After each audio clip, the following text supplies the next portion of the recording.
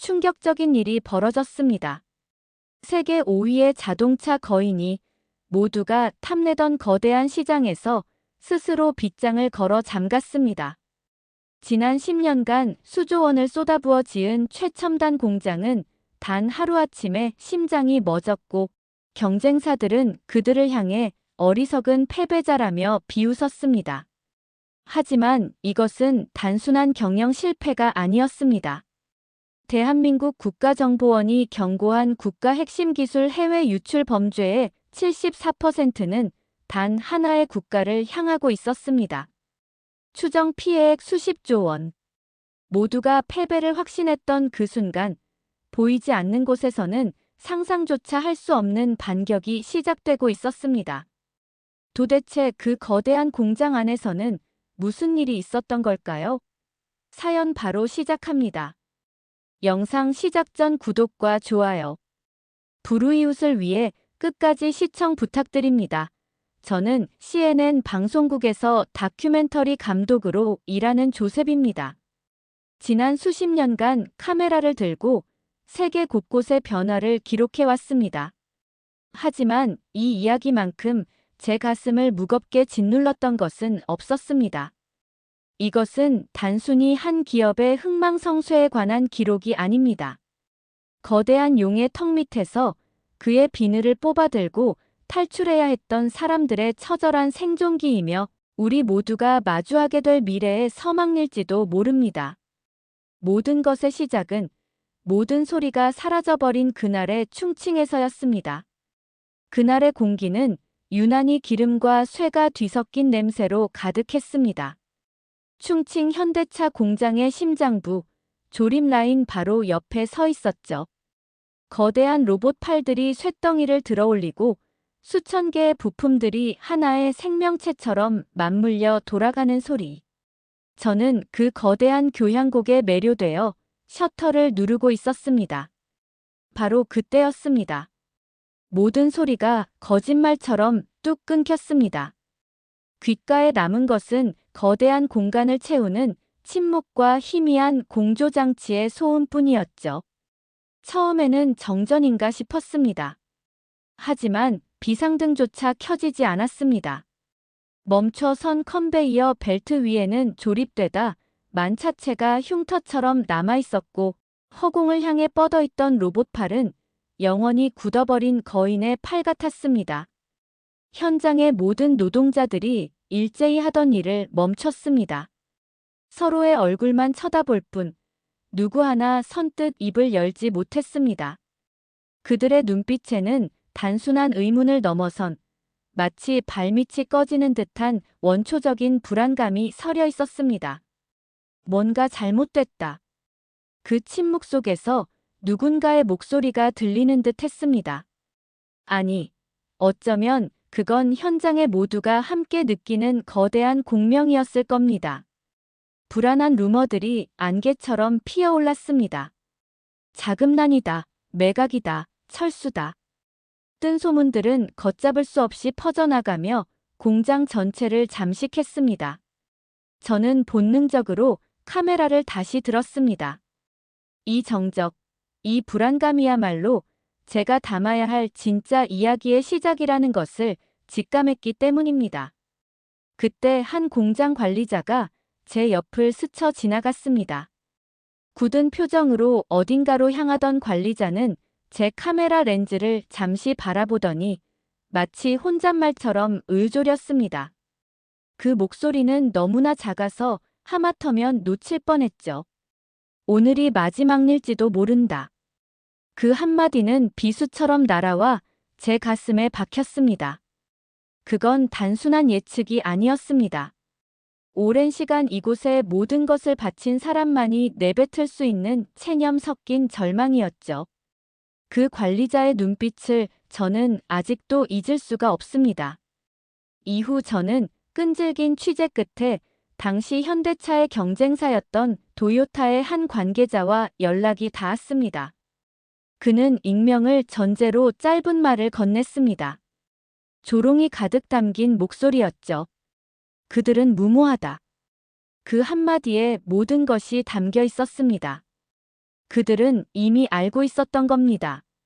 현대차가 발을 들인 이곳이 얼마나 위험한 땅인지, 그리고 그들의 도전이 어떤 결말을 맞게 될지를 말입니다.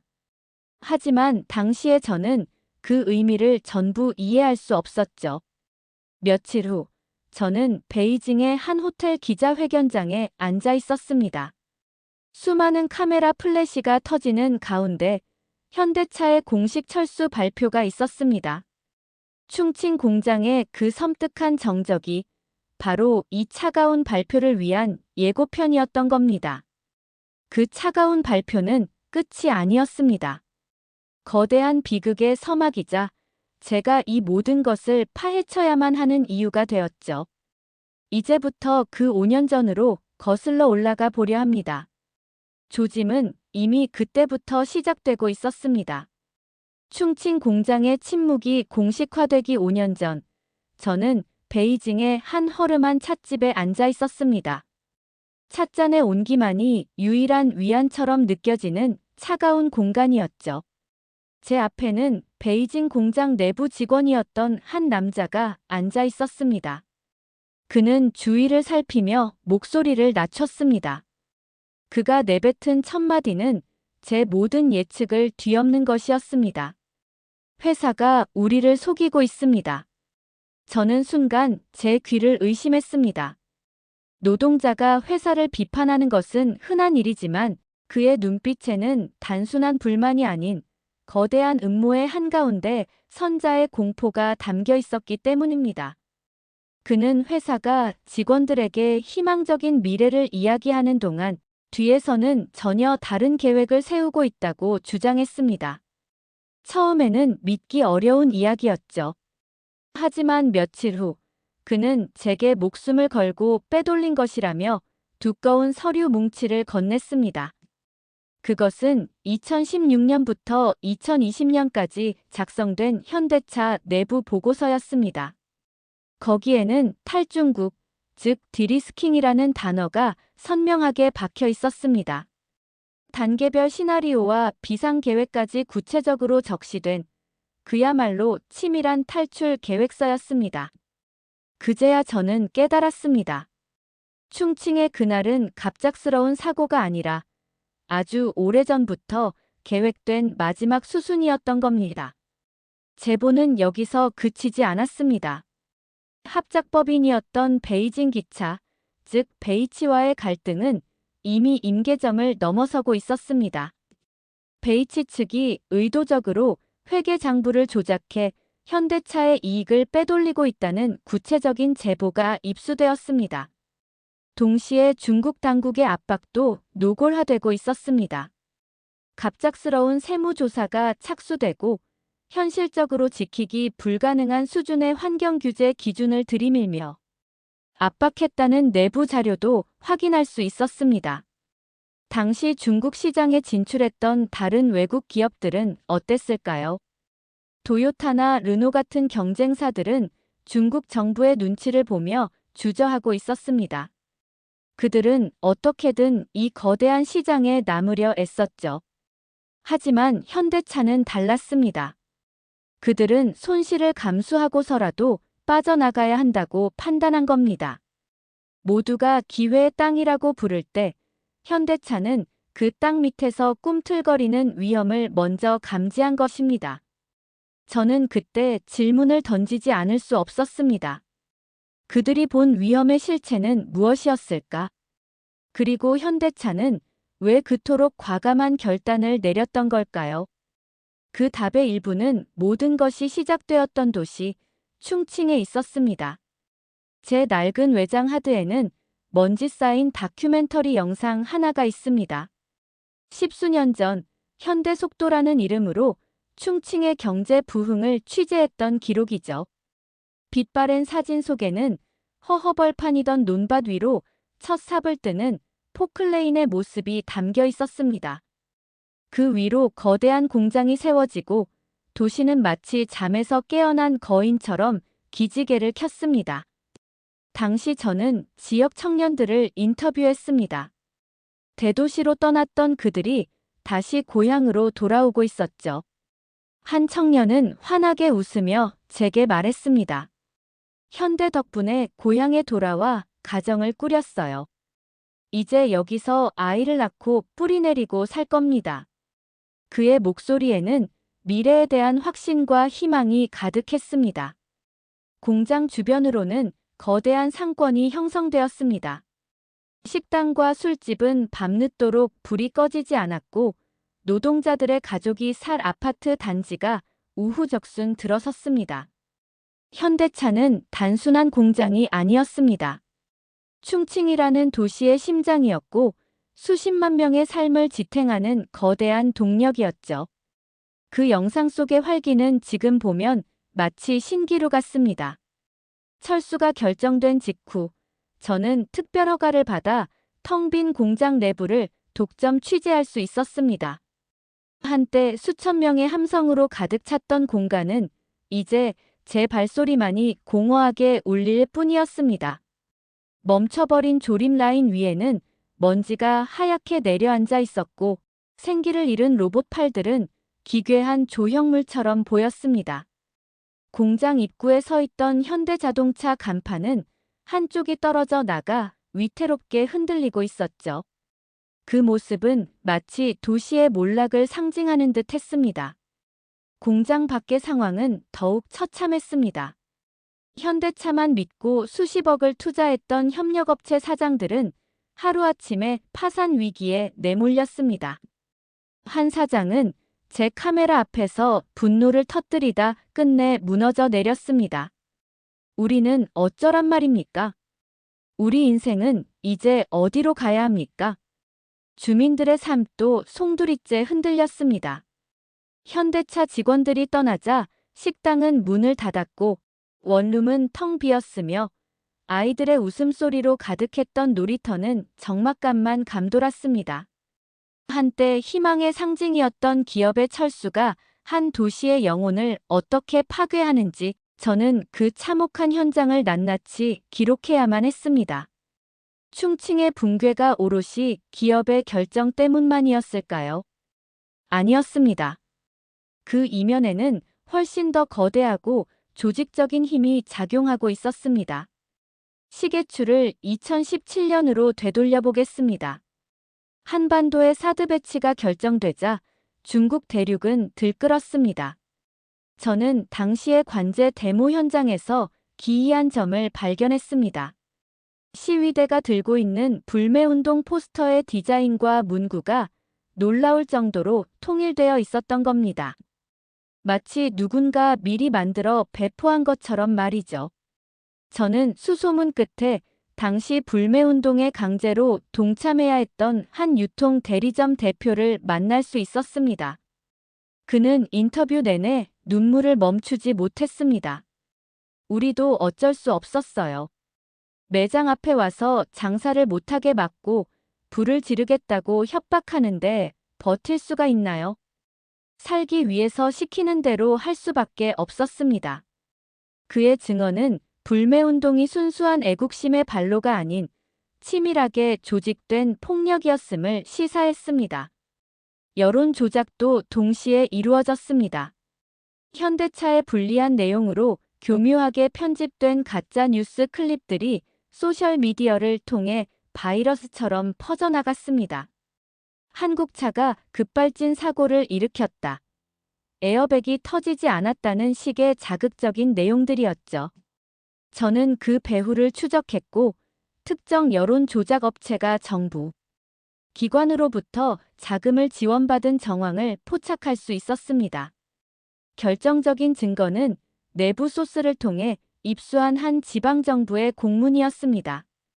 그 문서에는 비공식 불매운동 지침이라는 제목 아래 지역 상점들이 자발적으로 한국 제품 판매를 중단하도록 유도하고 불응시 세무조사나 소방점검 등의 불이익을 줄 수 있다는 내용이 명시되어 있었습니다.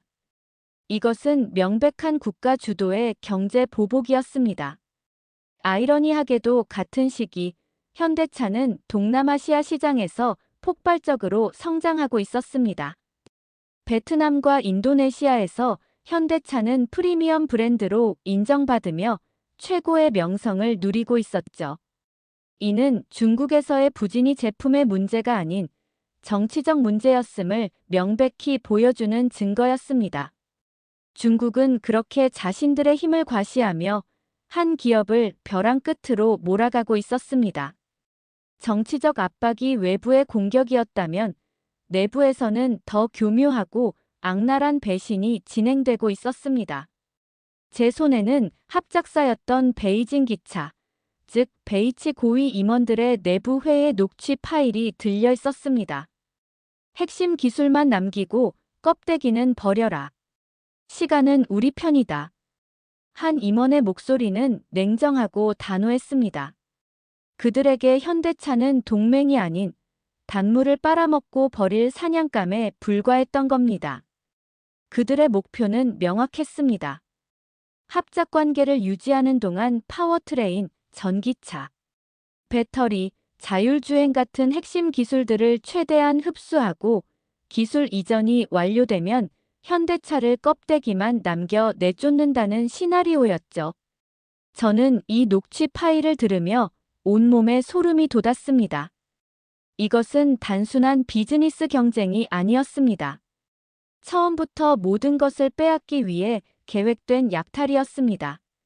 그들의 계획은 계약서에도 고스란히 드러나 있었습니다.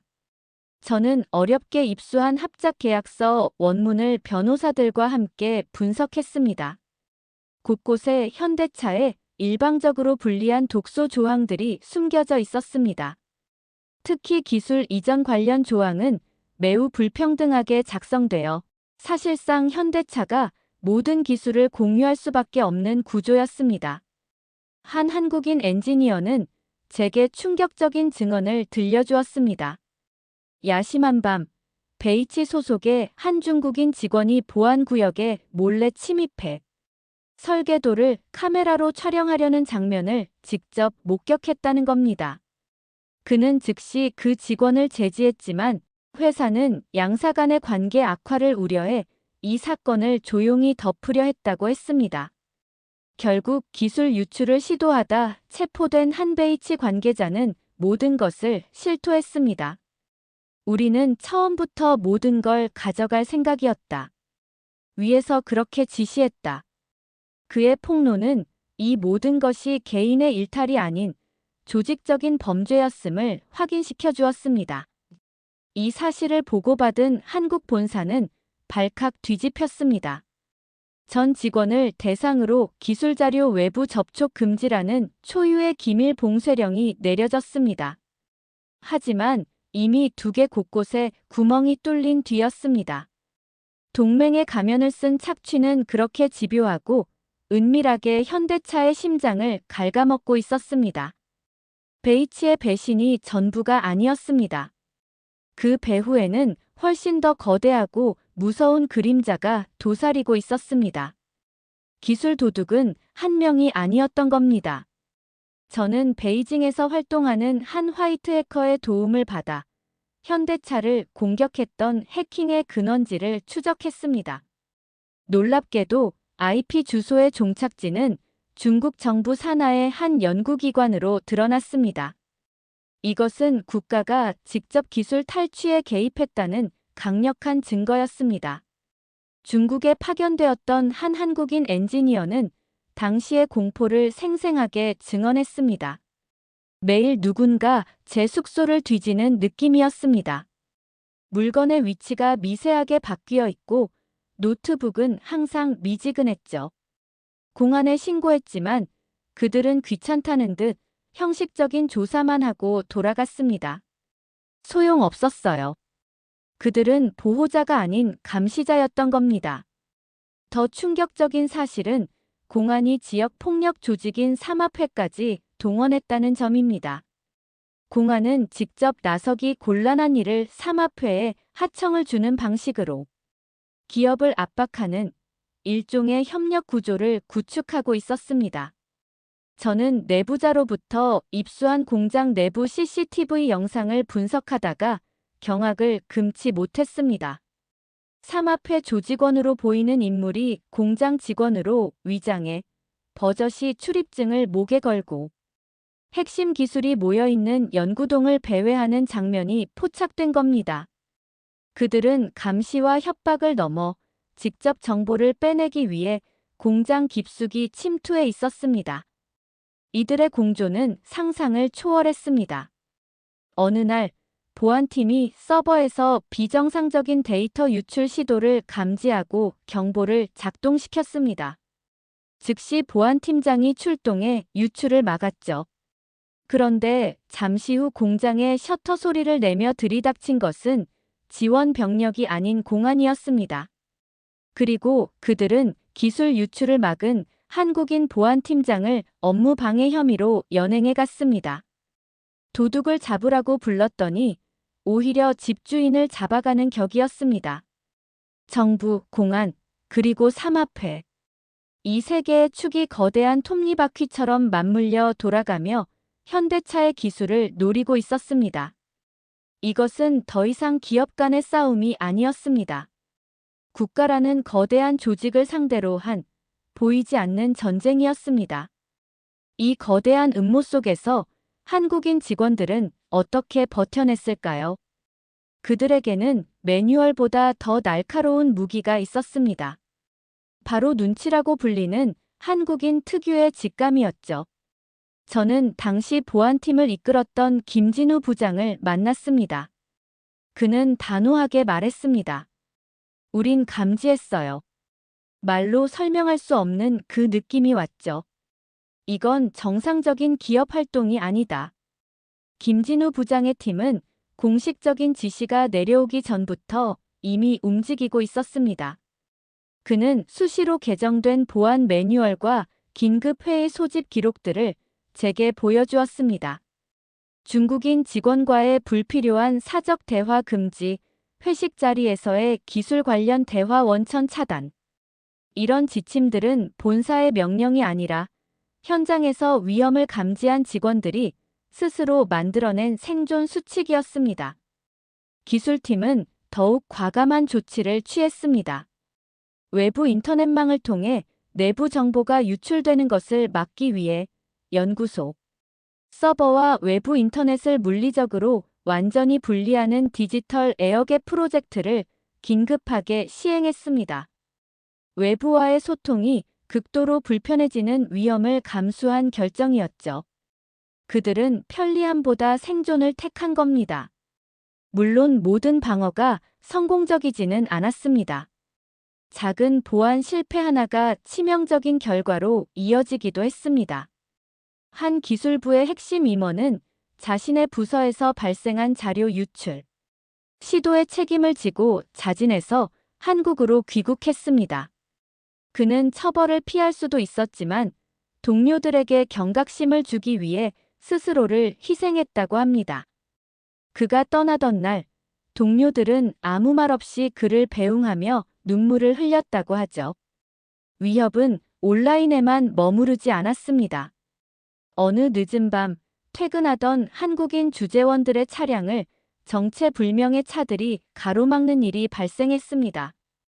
차에서 내린 사람들은 삼합회 조직원들이었습니다.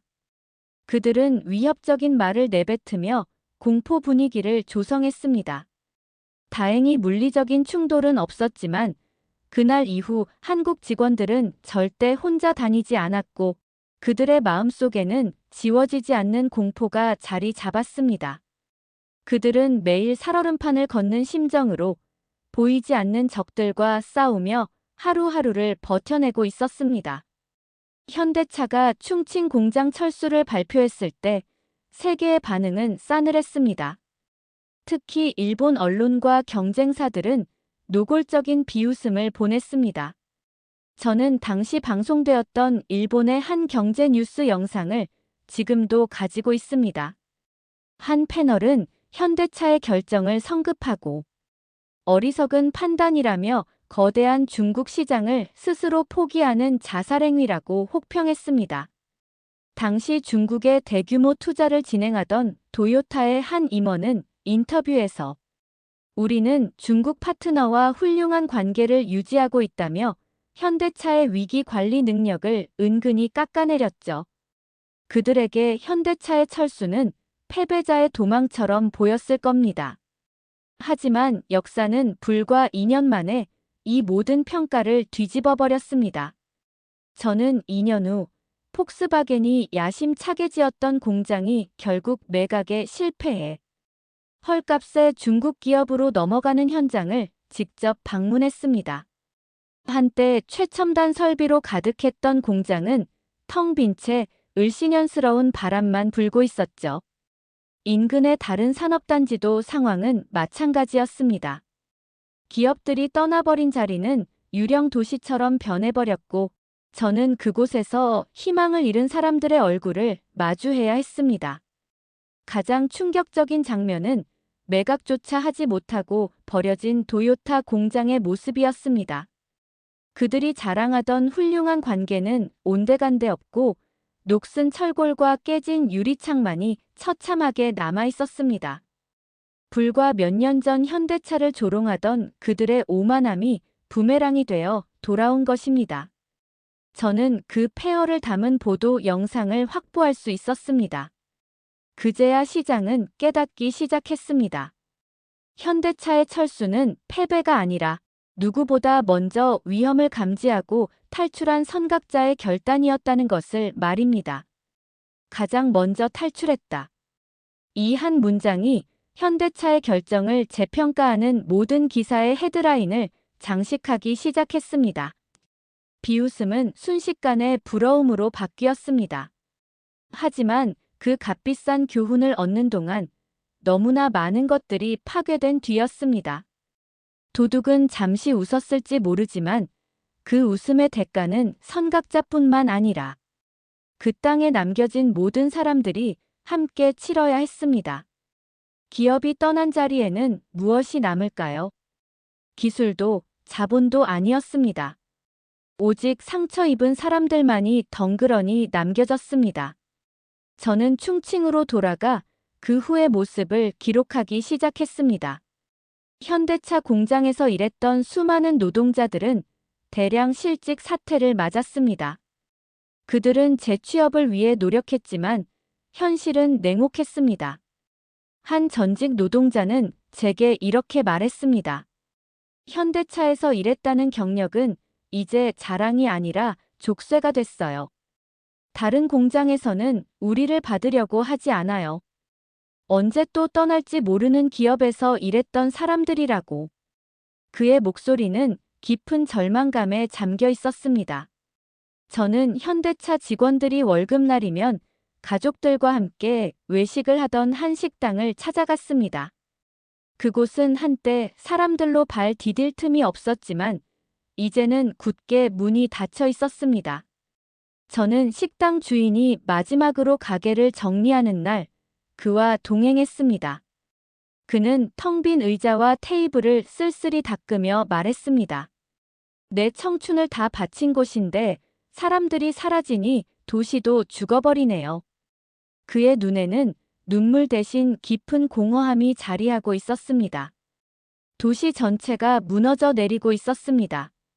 세수가 급감한 지역 정부는 예산을 대폭 삭감했고 그 피해는 고스란히 주민들에게 돌아갔습니다. 가로등이 꺼지고 공공 서비스가 중단되었으며 아이들을 위한 복지시설 예산마저 끊겼습니다.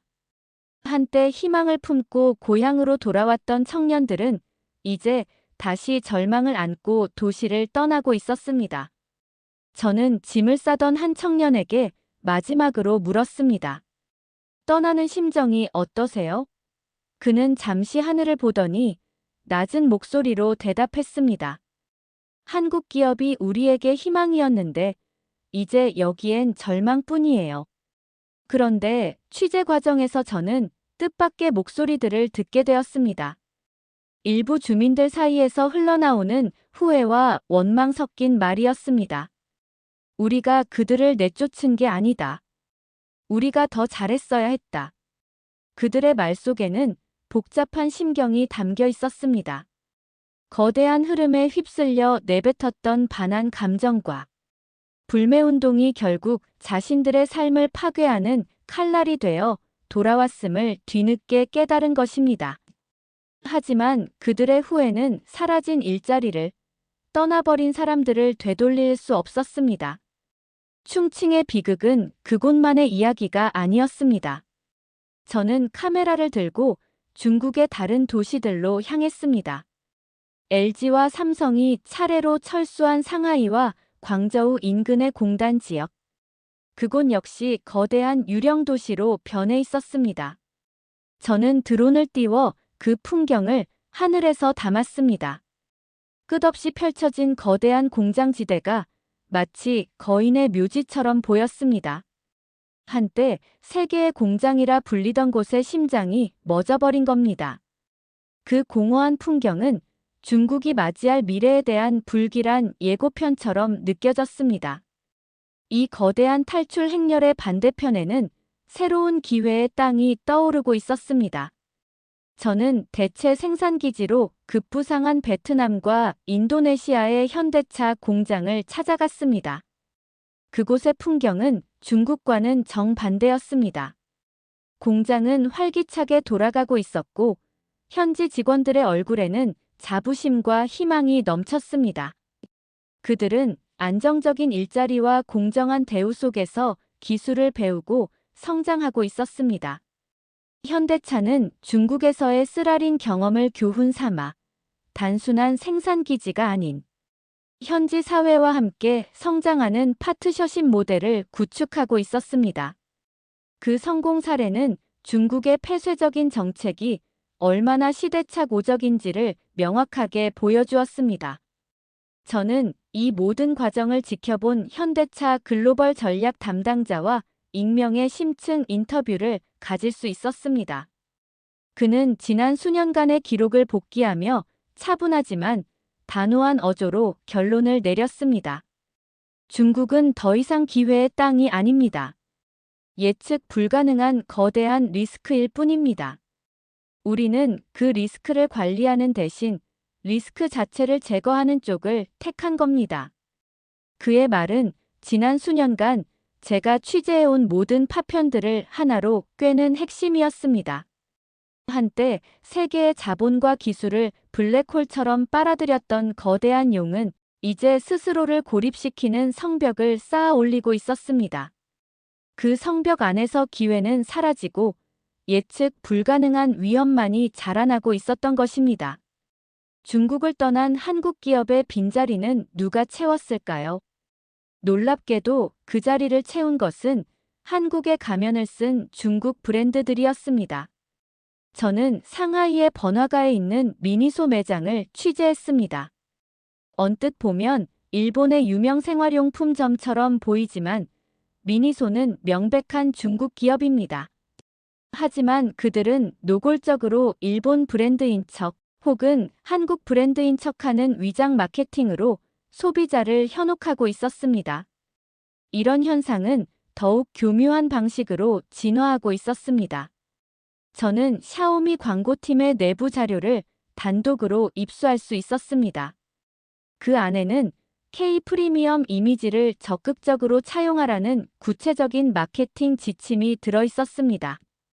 한국 제품이 쌓아 올린 고급스럽고 믿을 수 있다는 이미지를 그대로 훔쳐 자사 제품에 더 씌우려는 전략이었죠.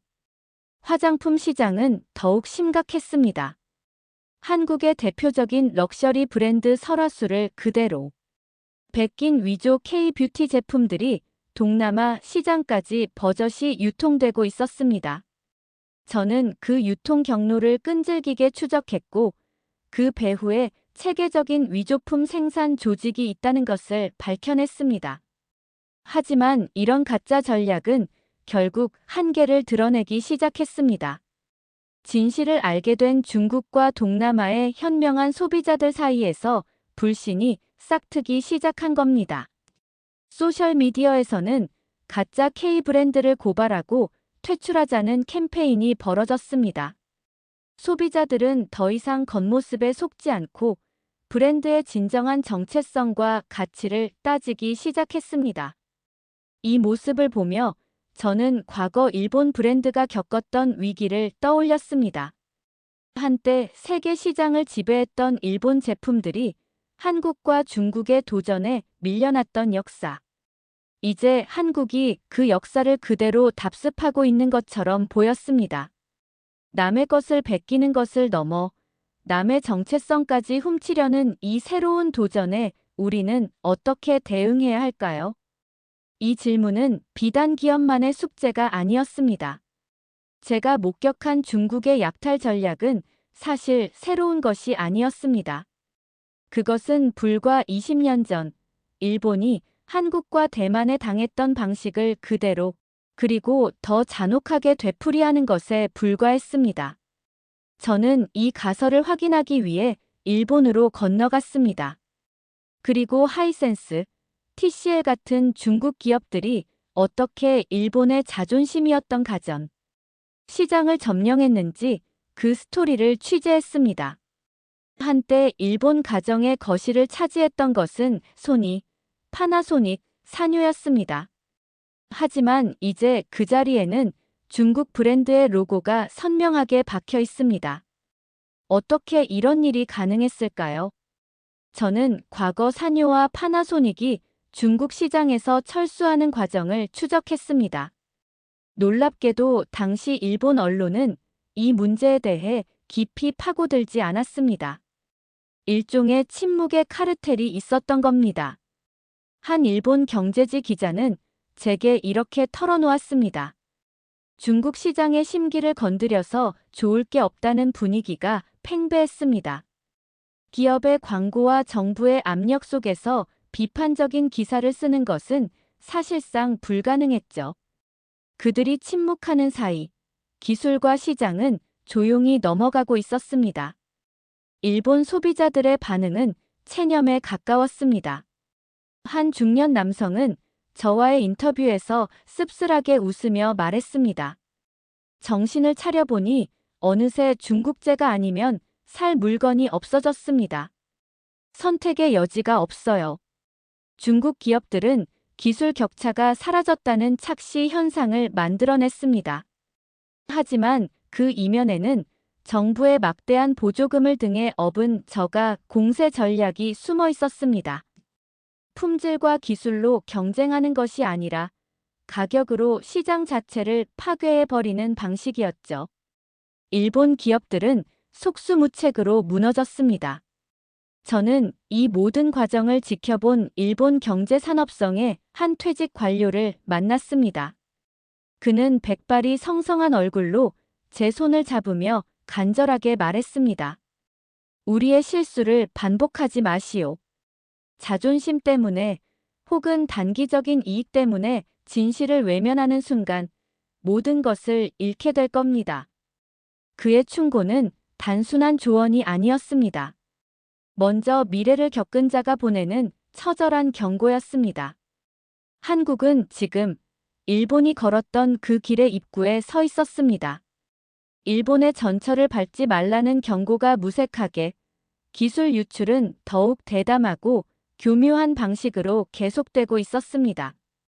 이제 그들은 단순히 제품을 베끼는 카피캣을 넘어 원본의 미래 자체를 복제하려 하고 있었습니다.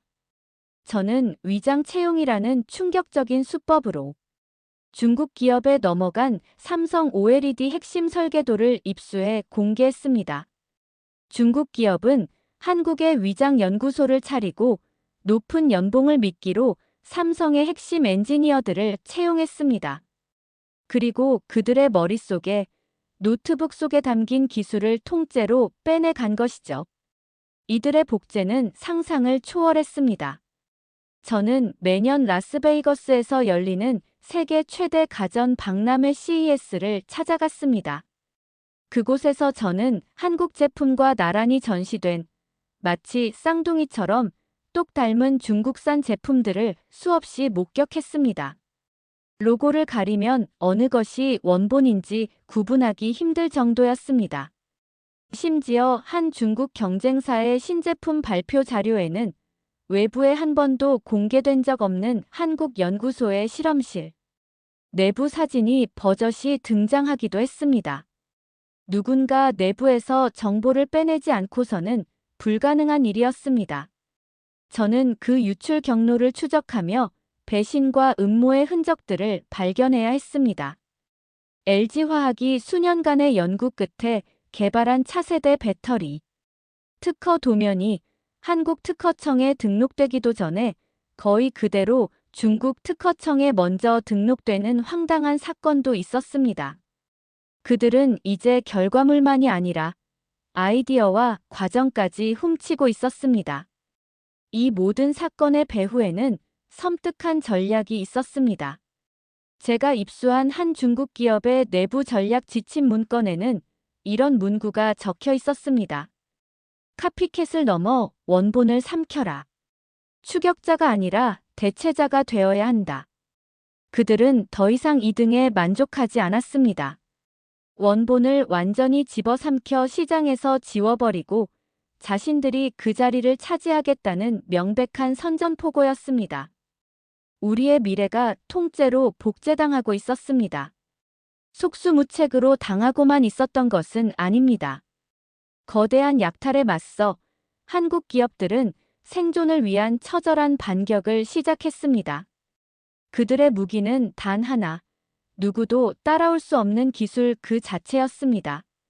저는 삼성전자가 평택 반도체 공장에서 초격차 유지를 위한 핵심 공정, 완전 국산화를 선언하는 현장에 있었습니다. 더 이상 해외 부품이나 기술에 의존하지 않고 우리만의 기술로 누구도 넘볼 수 없는 성을 쌓겠다는 선언이었습니다. 그들의 목소리에는 비장함이 감돌았죠. LG는 하드웨어를 넘어 AI와 콘텐츠 플랫폼으로 눈을 돌렸습니다. 단순히 좋은 TV, 좋은 가전제품을 파는 것을 넘어 그 안에서 즐길 수 있는 독자적인 생태계를 구축해 고객들을 락인하겠다는 전략이었습니다. 기술을 훔쳐갈 수는 있어도 거대한 생태계와 브랜드에 대한 충성심까지 훔쳐갈 수는 없다는 판단이었죠. 저는 기업들이 공동으로 작성한 탈중국 공급망, 이른바 알타시아 구축 전략 자료를 단독으로 확보할 수 있었습니다. 중국을 중심으로 짜였던 기존의 공급망을 베트남, 인도, 인도네시아 등 아시아의 다른 국가들로 다변화하는 거대한 계획이었습니다. 이는 글로벌 특허 전쟁에서도 나타났습니다. 한국 기업들은 지난 3년간 전 세계 특허 출원 1위 자리를 놓치지 않았습니다. 끊임없이 새로운 기술을 개발하고 그것을 법적 권리로 보호하며 방어벽을 쌓아 올리고 있었던 겁니다.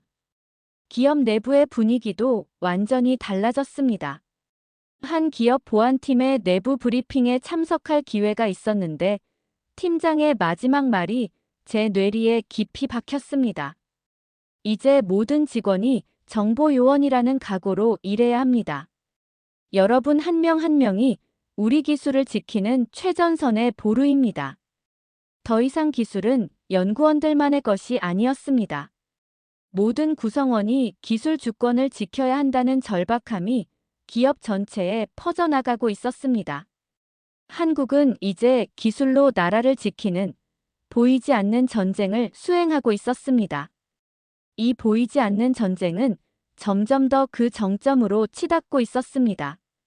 저는 CXMT, BOE와 같이 유출된 한국 기술을 기반으로 단기간에 거대한 기술, 공룡으로 성장한 중국 기업들의 실체를 기록했습니다. 그들의 성장사에는 부정한 기술 탈취의 흔적이 곳곳에 남아 있었습니다. 이들의 무분별한 확장을 막기 위해 물밑에서는 더욱 치열한 그림자 전쟁이 벌어지고 있었습니다. 저는 한국의 국가정보기관, 즉 국정원이 국내 기업들과 비밀리에 공조하여 기술 유출 방지 시스템을 구축하고 있다는 사실을 확인할 수 있었습니다. 국정원은 해외 정보망을 통해 산업 스파이들의 움직임을 사전에 포착하고 기업은 내부 보안 시스템을 강화해 방어하는 입체적인 작전이 펼쳐지고 있었죠.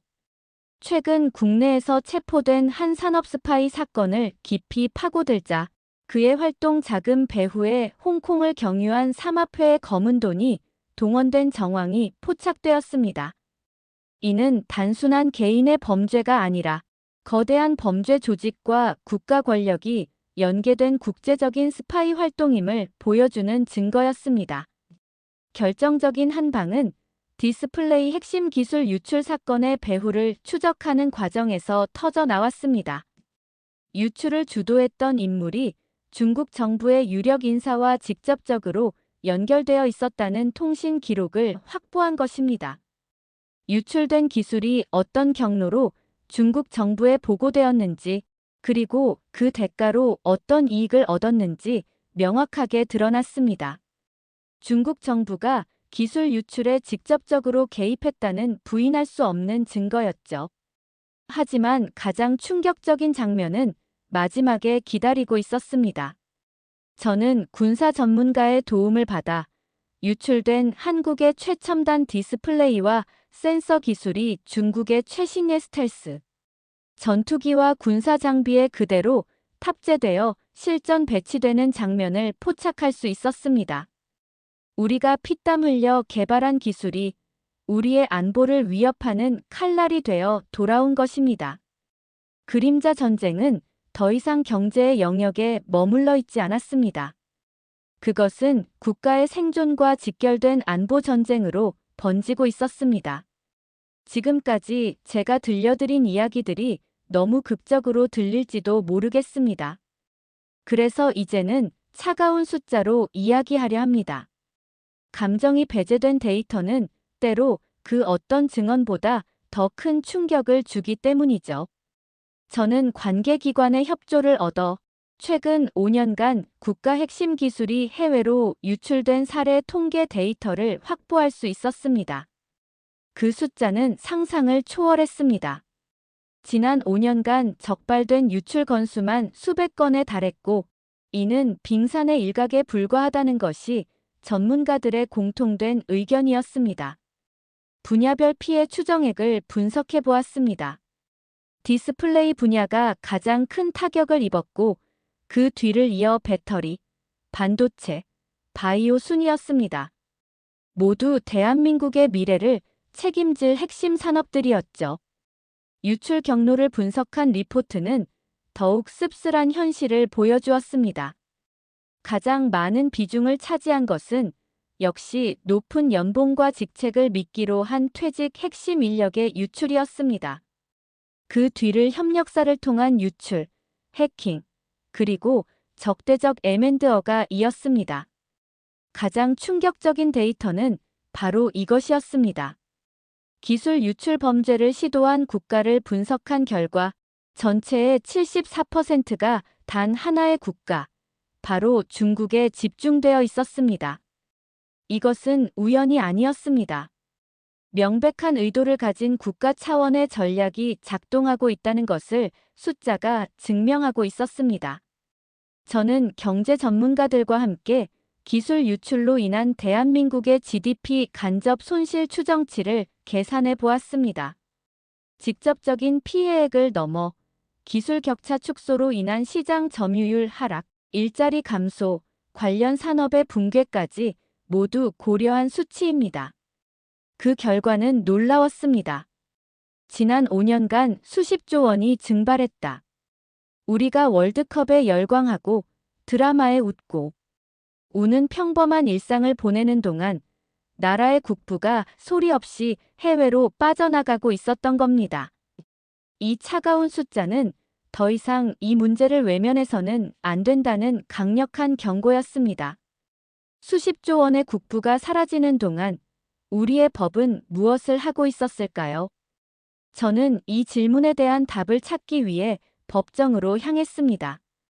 그리고 산업기술보호법 위반으로 재판에 넘겨진 기술 유출 사범들의 판결 기록을 모두 분석했습니다. 결과는 참담했습니다. 대한민국의 미래를 팔아넘긴 대가는 너무나 가벼웠습니다. 기술 유출 사범에게 선고된 평균 징역은 고작 2.7년에 불과했고, 그나마도 집행유예로 풀려나는 경우가 허다했습니다. 솜방망이 처벌이라는 비판이 나오는 것이 당연했습니다. 수백억, 수천억 원의 피해를 입히고도 불과 몇 년의 징역만 살면 되니 범죄자들에게는 남는 장사였던 셈입니다. 다른 나라들은 어떨까요? 미국은 경제 스파이법을 통해 기술 유출을 국가 안보를 위협하는 중범죄로 다룹니다. 유죄가 인정되면 수십 년의 징역형과 천문학적인 벌금이 부과됩니다. 실제로 중국 스파이에게 20년 이상의 중형이 선고되는 사례를 쉽게 찾아볼 수 있습니다. 우리와 비슷한 처지인 대만은 더욱 강력합니다.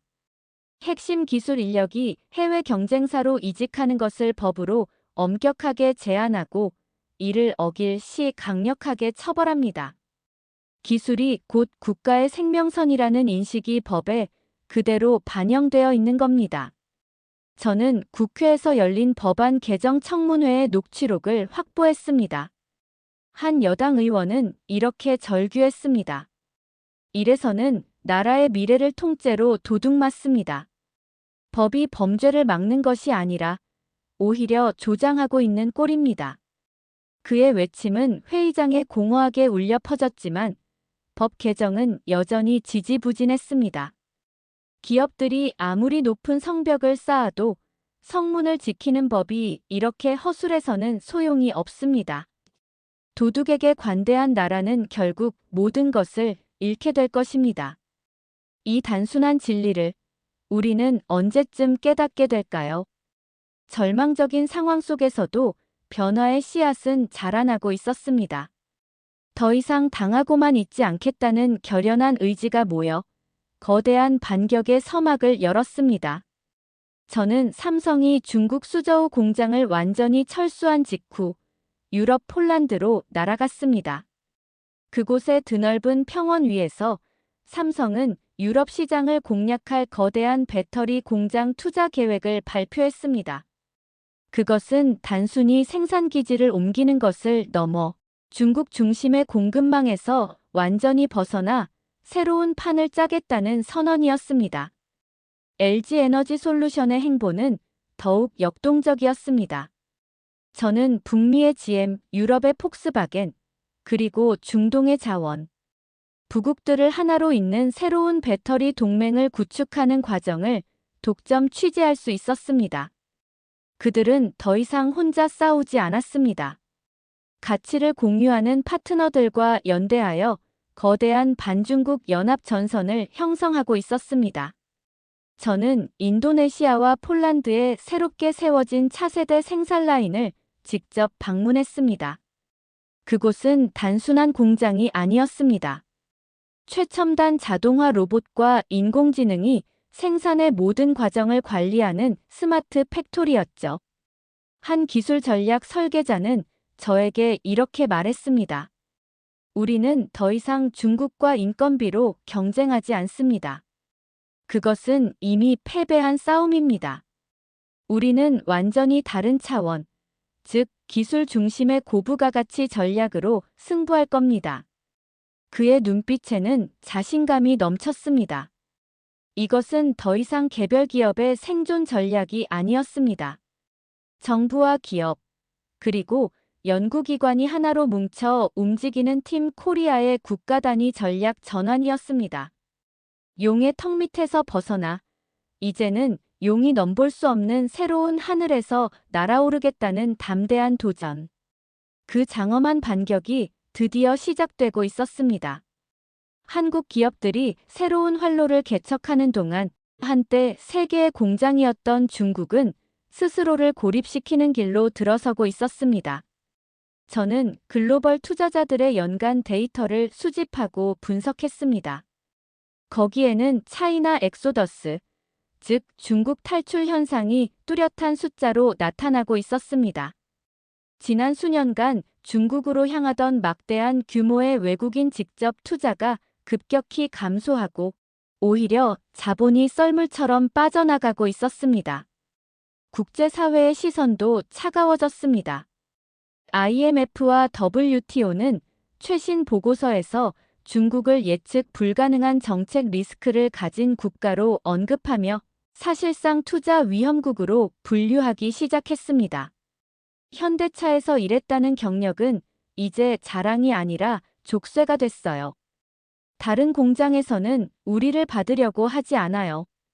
언제 또 떠날지 모르는 기업에서 일했던 사람들이라고. 그의 목소리는 깊은 절망감에 잠겨 있었습니다. 저는 현대차 직원들이 월급날이면 가족들과 함께 외식을 하던 한 식당을 찾아갔습니다. 그곳은 한때 사람들로 발 디딜 틈이 없었지만 이제는 굳게 문이 닫혀 있었습니다. 저는 식당 주인이 마지막으로 가게를 정리하는 날 그와 동행했습니다. 그는 텅 빈 의자와 테이블을 쓸쓸히 닦으며 말했습니다. 내 청춘을 다 바친 곳인데 사람들이 사라지니 도시도 죽어버리네요. 그의 눈에는 눈물 대신 깊은 공허함이 자리하고 있었습니다. 도시 전체가 무너져 내리고 있었습니다. 세수가 급감한 지역 정부는 예산을 대폭 삭감했고 그 피해는 고스란히 주민들에게 돌아갔습니다. 가로등이 꺼지고 공공 서비스가 중단되었으며 아이들을 위한 복지시설 예산마저 끊겼습니다. 한때 희망을 품고 고향으로 돌아왔던 청년들은 이제 다시 절망을 안고 도시를 떠나고 있었습니다. 저는 짐을 싸던 한 청년에게 마지막으로 물었습니다. 떠나는 심정이 어떠세요? 그는 잠시 하늘을 보더니 낮은 목소리로 대답했습니다. 한국 기업이 우리에게 희망이었는데 이제 여기엔 절망뿐이에요. 그런데 취재 과정에서 저는 뜻밖의 목소리들을 듣게 되었습니다. 일부 주민들 사이에서 흘러나오는 후회와 원망 섞인 말이었습니다. 우리가 그들을 내쫓은 게 아니다. 우리가 더 잘했어야 했다. 그들의 말 속에는 복잡한 심경이 담겨 있었습니다. 거대한 흐름에 휩쓸려 내뱉었던 반한 감정과 불매운동이 결국 자신들의 삶을 파괴하는 칼날이 되어 돌아왔음을 뒤늦게 깨달은 것입니다. 하지만 그들의 후회는 사라진 일자리를, 떠나버린 사람들을 되돌릴 수 없었습니다. 충칭의 비극은 그곳만의 이야기가 아니었습니다. 저는 카메라를 들고 중국의 다른 도시들로 향했습니다. LG와 삼성이 차례로 철수한 상하이와 광저우 인근의 공단 지역. 그곳 역시 거대한 유령 도시로 변해 있었습니다. 저는 드론을 띄워 그 풍경을 하늘에서 담았습니다. 끝없이 펼쳐진 거대한 공장지대가 마치 거인의 묘지처럼 보였습니다. 한때 세계의 공장이라 불리던 곳의 심장이 멎어버린 겁니다. 그 공허한 풍경은 중국이 맞이할 미래에 대한 불길한 예고편처럼 느껴졌습니다. 이 거대한 탈출 행렬의 반대편에는 새로운 기회의 땅이 떠오르고 있었습니다. 저는 대체 생산기지로 급부상한 베트남과 인도네시아의 현대차 공장을 찾아갔습니다. 그곳의 풍경은 중국과는 정반대였습니다. 공장은 활기차게 돌아가고 있었고 현지 직원들의 얼굴에는 자부심과 희망이 넘쳤습니다. 그들은 안정적인 일자리와 공정한 대우 속에서 기술을 배우고 성장하고 있었습니다. 현대차는 중국에서의 쓰라린 경험을 교훈 삼아 단순한 생산기지가 아닌 현지 사회와 함께 성장하는 파트너십 모델을 구축하고 있었습니다. 그 성공 사례는 중국의 폐쇄적인 정책이 얼마나 시대착오적인지를 명확하게 보여주었습니다. 저는 이 모든 과정을 지켜본 현대차 글로벌 전략 담당자와 익명의 심층 인터뷰를 가질 수 있었습니다. 그는 지난 수년간의 기록을 복기하며 차분하지만 단호한 어조로 결론을 내렸습니다. 중국은 더 이상 기회의 땅이 아닙니다. 예측 불가능한 거대한 리스크일 뿐입니다. 우리는 그 리스크를 관리하는 대신 리스크 자체를 제거하는 쪽을 택한 겁니다. 그의 말은 지난 수년간 제가 취재해온 모든 파편들을 하나로 꿰는 핵심이었습니다. 한때 세계의 자본과 기술을 블랙홀처럼 빨아들였던 거대한 용은 이제 스스로를 고립시키는 성벽을 쌓아 올리고 있었습니다. 그 성벽 안에서 기회는 사라지고 예측 불가능한 위험만이 자라나고 있었던 것입니다. 중국을 떠난 한국 기업의 빈자리는 누가 채웠을까요? 놀랍게도 그 자리를 채운 것은 한국의 가면을 쓴 중국 브랜드들이었습니다. 저는 상하이의 번화가에 있는 미니소 매장을 취재했습니다. 언뜻 보면 일본의 유명 생활용품점처럼 보이지만 미니소는 명백한 중국 기업입니다.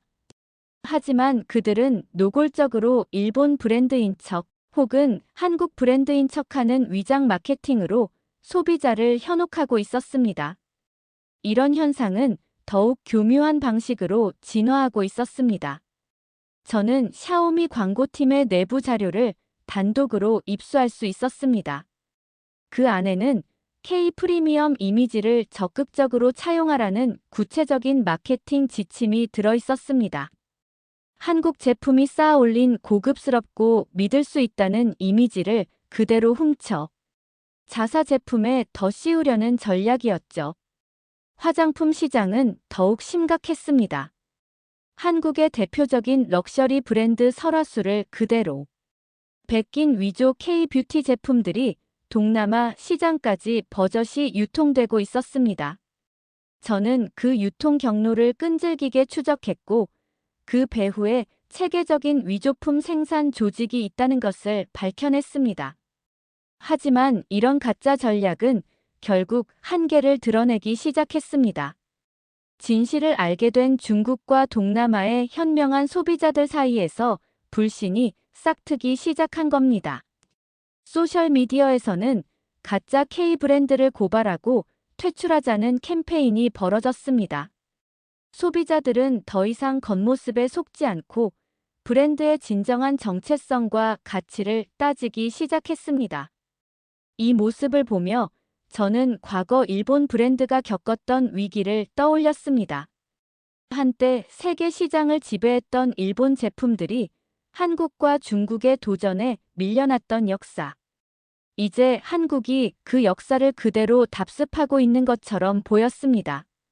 남의 것을 베끼는 것을 넘어 남의 정체성까지 훔치려는 이 새로운 도전에 우리는 어떻게 대응해야 할까요? 이 질문은 비단 기업만의 숙제가 아니었습니다. 제가 목격한 중국의 약탈 전략은 사실 새로운 것이 아니었습니다. 그것은 불과 20년 전 일본이 한국과 대만에 당했던 방식을 그대로 그리고 더 잔혹하게 되풀이하는 것에 불과했습니다. 저는 이 가설을 확인하기 위해 일본으로 건너갔습니다. 그리고 하이센스, TCL 같은 중국 기업들이 어떻게 일본의 자존심이었던 가전, 시장을 점령했는지 그 스토리를 취재했습니다. 한때 일본 가정의 거실을 차지했던 것은 소니, 파나소닉, 산요였습니다. 하지만 이제 그 자리에는 중국 브랜드의 로고가 선명하게 박혀 있습니다. 어떻게 이런 일이 가능했을까요? 저는 과거 산요와 파나소닉이 중국 시장에서 철수하는 과정을 추적했습니다. 놀랍게도 당시 일본 언론은 이 문제에 대해 깊이 파고들지 않았습니다. 일종의 침묵의 카르텔이 있었던 겁니다. 한 일본 경제지 기자는 제게 이렇게 털어놓았습니다. 중국 시장의 심기를 건드려서 좋을 게 없다는 분위기가 팽배했습니다. 기업의 광고와 정부의 압력 속에서 비판적인 기사를 쓰는 것은 사실상 불가능했죠. 그들이 침묵하는 사이 기술과 시장은 조용히 넘어가고 있었습니다. 일본 소비자들의 반응은 체념에 가까웠습니다. 한 중년 남성은 저와의 인터뷰에서 씁쓸하게 웃으며 말했습니다. 정신을 차려보니 어느새 중국제가 아니면 살 물건이 없어졌습니다. 선택의 여지가 없어요. 중국 기업들은 기술 격차가 사라졌다는 착시 현상을 만들어냈습니다. 하지만 그 이면에는 정부의 막대한 보조금을 등에 업은 저가 공세 전략이 숨어 있었습니다. 품질과 기술로 경쟁하는 것이 아니라 가격으로 시장 자체를 파괴해버리는 방식이었죠. 일본 기업들은 속수무책으로 무너졌습니다. 저는 이 모든 과정을 지켜본 일본 경제산업성의 한 퇴직 관료를 만났습니다. 그는 백발이 성성한 얼굴로 제 손을 잡으며 간절하게 말했습니다. 우리의 실수를 반복하지 마시오. 자존심 때문에 혹은 단기적인 이익 때문에 진실을 외면하는 순간 모든 것을 잃게 될 겁니다. 그의 충고는 단순한 조언이 아니었습니다. 먼저 미래를 겪은 자가 보내는 처절한 경고였습니다. 한국은 지금 일본이 걸었던 그 길의 입구에 서 있었습니다. 일본의 전철을 밟지 말라는 경고가 무색하게, 기술 유출은 더욱 대담하고 교묘한 방식으로 계속되고 있었습니다. 이제 그들은 단순히 제품을 베끼는 카피캣을 넘어 원본의 미래 자체를 복제하려 하고 있었습니다. 저는 위장 채용이라는 충격적인 수법으로 중국 기업에 넘어간 삼성 OLED 핵심 설계도를 입수해 공개했습니다. 중국 기업은 한국의 위장 연구소를 차리고 높은 연봉을 미끼로 삼성의 핵심 엔지니어들을 채용했습니다. 그리고 그들의 머릿속에 노트북 속에 담긴 기술을 통째로 빼내간 것이죠. 이들의 복제는 상상을 초월했습니다. 저는 매년 라스베이거스에서 열리는 세계 최대 가전 박람회 CES를 찾아갔습니다. 그곳에서 저는 한국 제품과 나란히 전시된 마치 쌍둥이처럼 똑 닮은 중국산 제품들을 수없이 목격했습니다. 로고를 가리면 어느 것이 원본인지 구분하기 힘들 정도였습니다. 심지어 한 중국 경쟁사의 신제품 발표 자료에는 외부에 한 번도 공개된 적 없는 한국 연구소의 실험실, 내부 사진이 버젓이 등장하기도 했습니다. 누군가 내부에서 정보를 빼내지 않고서는 불가능한 일이었습니다. 저는 그 유출 경로를 추적하며 배신과 음모의 흔적들을 발견해야 했습니다. LG화학이 수년간의 연구 끝에 개발한 차세대 배터리. 특허 도면이 한국 특허청에 등록되기도 전에 거의 그대로 중국 특허청에 먼저 등록되는 황당한 사건도 있었습니다. 그들은 이제 결과물만이 아니라 아이디어와 과정까지 훔치고 있었습니다. 이 모든 사건의 배후에는 섬뜩한 전략이 있었습니다. 제가 입수한 한 중국 기업의 내부 전략 지침 문건에는 이런 문구가 적혀 있었습니다. 카피캣을 넘어 원본을 삼켜라. 추격자가 아니라 대체자가 되어야 한다. 그들은 더 이상 2등에 만족하지 않았습니다. 원본을 완전히 집어삼켜 시장에서 지워버리고 자신들이 그 자리를 차지하겠다는 명백한 선전포고였습니다. 우리의 미래가 통째로 복제당하고 있었습니다. 속수무책으로 당하고만 있었던 것은 아닙니다. 거대한 약탈에 맞서 한국 기업들은 생존을 위한 처절한 반격을 시작했습니다. 그들의 무기는 단 하나, 누구도 따라올 수 없는 기술 그 자체였습니다. 저는 삼성전자가 평택 반도체 공장에서 초격차 유지를 위한 핵심 공정, 완전 국산화를 선언하는 현장에 있었습니다. 더 이상 해외 부품이나 기술에 의존하지 않고 우리만의 기술로 누구도 넘볼 수 없는 성을 쌓겠다는 선언이었습니다. 그들의 목소리에는 비장함이 감돌았죠. LG는 하드웨어를 넘어 AI와 콘텐츠 플랫폼으로 눈을 돌렸습니다.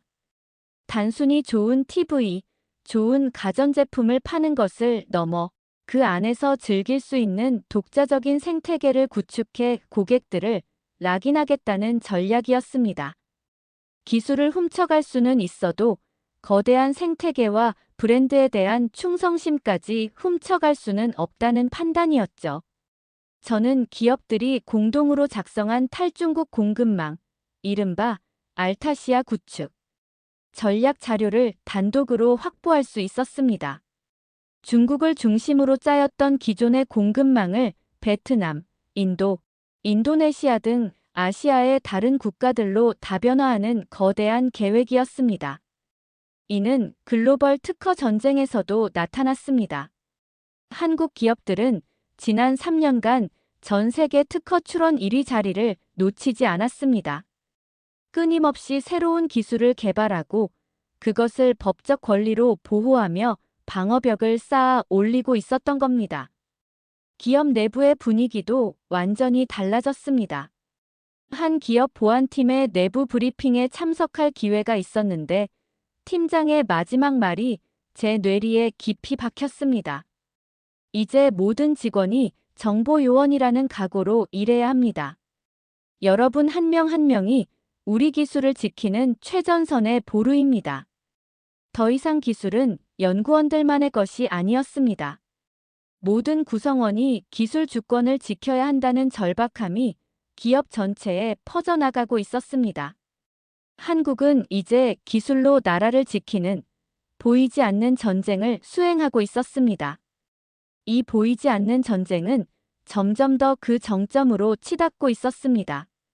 저는 CXMT, BOE와 같이 유출된 한국 기술을 기반으로 단기간에 거대한 기술, 공룡으로 성장한 중국 기업들의 실체를 기록했습니다. 그들의 성장사에는 부정한 기술 탈취의 흔적이 곳곳에 남아 있었습니다. 이들의 무분별한 확장을 막기 위해 물밑에서는 더욱 치열한 그림자 전쟁이 벌어지고 있었습니다.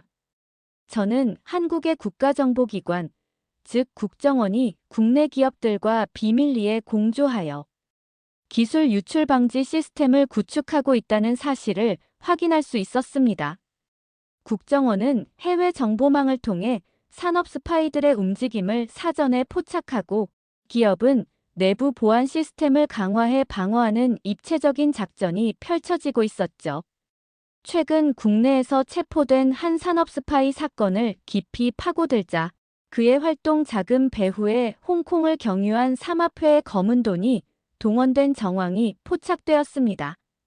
이는 단순한 개인의 범죄가 아니라 거대한 범죄 조직과 국가 권력이 연계된 국제적인 스파이 활동임을 보여주는 증거였습니다.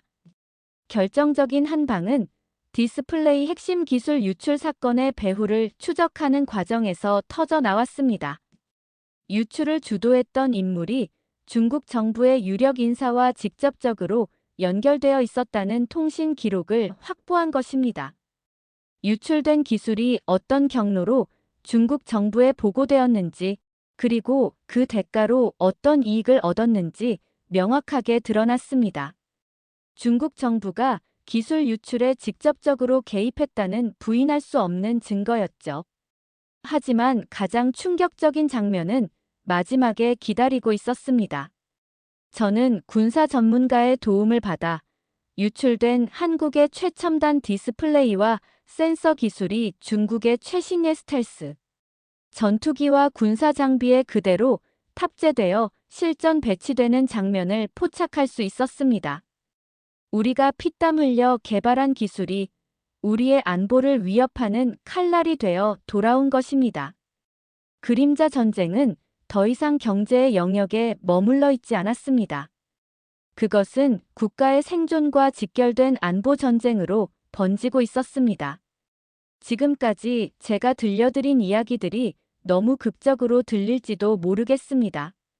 그래서 이제는 차가운 숫자로 이야기하려 합니다. 감정이 배제된 데이터는 때로 그 어떤 증언보다 더 큰 충격을 주기 때문이죠. 저는 관계기관의 협조를 얻어 최근 5년간 국가 핵심 기술이 해외로 유출된 사례 통계 데이터를 확보할 수 있었습니다. 그 숫자는 상상을 초월했습니다. 지난 5년간 적발된 유출 건수만 수백 건에 달했고, 이는 빙산의 일각에 불과하다는 것이 전문가들의 공통된 의견이었습니다. 분야별 피해 추정액을 분석해 보았습니다. 디스플레이 분야가 가장 큰 타격을 입었고, 그 뒤를 이어 배터리, 반도체, 바이오 순이었습니다. 모두 대한민국의 미래를 책임질 핵심 산업들이었죠. 유출 경로를 분석한 리포트는 더욱 씁쓸한 현실을 보여주었습니다. 가장 많은 비중을 차지한 것은 역시 높은 연봉과 직책을 미끼로 한 퇴직 핵심 인력의 유출이었습니다. 그 뒤를 협력사를 통한 유출, 해킹, 그리고 적대적 M&A가 이었습니다. 가장 충격적인 데이터는 바로 이것이었습니다. 기술 유출 범죄를 시도한 국가를 분석한 결과 전체의 74%가 단 하나의 국가, 바로 중국에 집중되어 있었습니다. 이것은 우연이 아니었습니다. 명백한 의도를 가진 국가 차원의 전략이 작동하고 있다는 것을 숫자가 증명하고 있었습니다. 저는 경제 전문가들과 함께 기술 유출로 인한 대한민국의 GDP 간접 손실 추정치를 계산해 보았습니다. 직접적인 피해액을 넘어 기술 격차 축소로 인한 시장 점유율 하락, 일자리 감소, 관련 산업의 붕괴까지 모두 고려한 수치입니다. 그 결과는 놀라웠습니다. 지난 5년간 수십조 원이 증발했다. 우리가 월드컵에 열광하고 드라마에 웃고 우는 평범한 일상을 보내는 동안 나라의 국부가 소리 없이 해외로 빠져나가고 있었던 겁니다. 이 차가운 숫자는 더 이상 이 문제를 외면해서는 안 된다는 강력한 경고였습니다. 수십조 원의 국부가 사라지는 동안 우리의 법은 무엇을 하고 있었을까요? 저는 이 질문에 대한 답을 찾기 위해 법정으로 향했습니다. 그리고 산업기술보호법 위반으로 재판에 넘겨진 기술 유출 사범들의 판결 기록을 모두 분석했습니다. 결과는 참담했습니다. 대한민국의 미래를 팔아넘긴 대가는 너무나 가벼웠습니다. 기술 유출 사범에게 선고된 평균 징역은 고작 2.7년에 불과했고 그나마도 집행유예로 풀려나는 경우가 허다했습니다. 솜방망이 처벌이라는 비판이 나오는 것이 당연했습니다. 수백억, 수천억 원의 피해를 입히고도 불과 몇 년의 징역만 살면 되니 범죄자들에게는 남는 장사였던 셈입니다. 다른 나라들은 어떨까요? 미국은 경제 스파이법을 통해 기술 유출을 국가 안보를 위협하는 중범죄로 다룹니다. 유죄가 인정되면 수십 년의 징역형과 천문학적인 벌금이 부과됩니다. 실제로 중국 스파이에게 20년 이상의 중형이 선고되는 사례를 쉽게 찾아볼 수 있습니다. 우리와 비슷한 처지인 대만은 더욱 강력합니다. 핵심 기술 인력이 해외 경쟁사로 이직하는 것을 법으로 엄격하게 제한하고 이를 어길 시 강력하게 처벌합니다. 기술이 곧 국가의 생명선이라는 인식이 법에 그대로 반영되어 있는 겁니다. 저는 국회에서 열린 법안 개정 청문회의 녹취록을 확보했습니다. 한 여당 의원은 이렇게 절규했습니다. 이래서는 나라의 미래를 통째로 도둑맞습니다. 법이 범죄를 막는 것이 아니라 오히려 조장하고 있는 꼴입니다. 그의 외침은 회의장에 공허하게 울려 퍼졌지만 법 개정은 여전히 지지부진했습니다. 기업들이 아무리 높은 성벽을 쌓아도 성문을 지키는 법이 이렇게 허술해서는 소용이 없습니다. 도둑에게 관대한 나라는 결국 모든 것을 잃게 될 것입니다. 이 단순한 진리를 우리는 언제쯤 깨닫게 될까요? 절망적인 상황 속에서도 변화의 씨앗은 자라나고 있었습니다. 더 이상 당하고만 있지 않겠다는 결연한 의지가 모여 거대한 반격의 서막을 열었습니다. 저는 삼성이 중국 수저우 공장을 완전히 철수한 직후 유럽 폴란드로 날아갔습니다. 그곳의 드넓은 평원 위에서 삼성은 유럽 시장을 공략할 거대한 배터리 공장 투자 계획을 발표했습니다. 그것은 단순히 생산 기지를 옮기는 것을 넘어 중국 중심의 공급망에서 완전히 벗어나 새로운 판을 짜겠다는 선언이었습니다. LG에너지솔루션의 행보는 더욱 역동적이었습니다. 저는 북미의 GM, 유럽의 폭스바겐, 그리고 중동의 자원, 부국들을 하나로 잇는 새로운 배터리 동맹을 구축하는 과정을 독점 취재할 수 있었습니다. 그들은 더 이상 혼자 싸우지 않았습니다. 가치를 공유하는 파트너들과 연대하여 거대한 반중국 연합 전선을 형성하고 있었습니다. 저는 인도네시아와 폴란드에 새롭게 세워진 차세대 생산 라인을 직접 방문했습니다. 그곳은 단순한 공장이 아니었습니다. 최첨단 자동화 로봇과 인공지능이 생산의 모든 과정을 관리하는 스마트 팩토리였죠. 한 기술 전략 설계자는 저에게 이렇게 말했습니다. 우리는 더 이상 중국과 인건비로 경쟁하지 않습니다. 그것은 이미 패배한 싸움입니다. 우리는 완전히 다른 차원, 즉 기술 중심의 고부가 가치 전략으로 승부할 겁니다. 그의 눈빛에는 자신감이 넘쳤습니다. 이것은 더 이상 개별 기업의 생존 전략이 아니었습니다. 정부와 기업, 그리고 연구기관이 하나로 뭉쳐 움직이는 팀 코리아의 국가 단위 전략 전환이었습니다. 용의 턱 밑에서 벗어나 이제는 용이 넘볼 수 없는 새로운 하늘에서 날아오르겠다는 담대한 도전. 그 장엄한 반격이 드디어 시작되고 있었습니다. 한국 기업들이 새로운 활로를 개척하는 동안 한때 세계의 공장이었던 중국은 스스로를 고립시키는 길로 들어서고 있었습니다.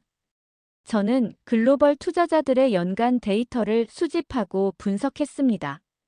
거기에는 차이나 엑소더스, 즉 중국 탈출 현상이 뚜렷한 숫자로 나타나고 있었습니다.